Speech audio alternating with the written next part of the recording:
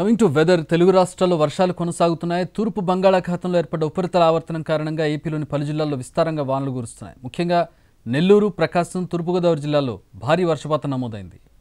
ఒడిషా, ఉత్తరాంధ్ర ప్రాంతాల మధ్య అల్పపీడనం బలహీనపడిన విశాఖ మీదుగా తూర్పు మధ్య బంగాళాఖాతంలో రుతుపవనాల ద్రోణి కొనసాగుతోంది.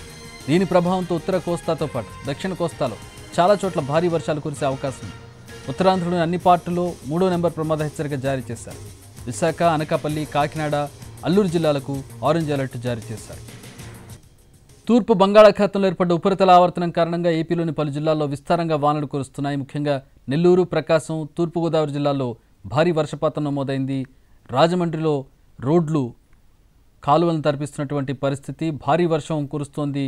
రాజమండ్రిలో ఒడిషా, ఉత్తరాంధ్ర ప్రాంతాల మధ్య అల్పపీడనం బలహీనపడిన విశాఖ మీదుగా తూర్పు మధ్య బంగాళాఖాతంలో రుతుపవనాల ద్రోణి కొనసాగుతుంది. దీని ప్రభావంతో ఉత్తర కోస్తాతో పాటు దక్షిణ కోస్తాలో చాలా చోట్ల భారీ వర్షాలు కురిసే అవకాశం ఉంది. ఉత్తరాంధ్రలోని అన్ని పోర్టులో 3వ నెంబర్ ప్రమాద హెచ్చరిక జారీ చేశారు.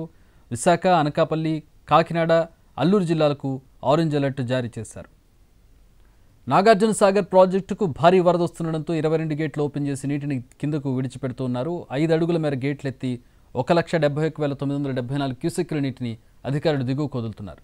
సాగర్ ఇన్ఫ్లో 1,98,152 క్యూసెక్కులుగా ఉంది. ప్రధాన జల విద్యుత్ కేంద్రంలో విద్యుత్ ఉత్పత్తి కొనసాగుతుంది. ప్రాజెక్టులో ప్రస్తుతం 583.30 అడుగుల వరకు నీరు ఉంది.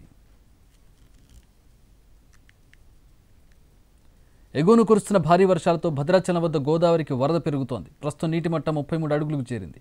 43 అడుగులకు చేరితే మొదటి ప్రమాద హెచ్చరిక జారీ చేయనున్నారు అధికారులు.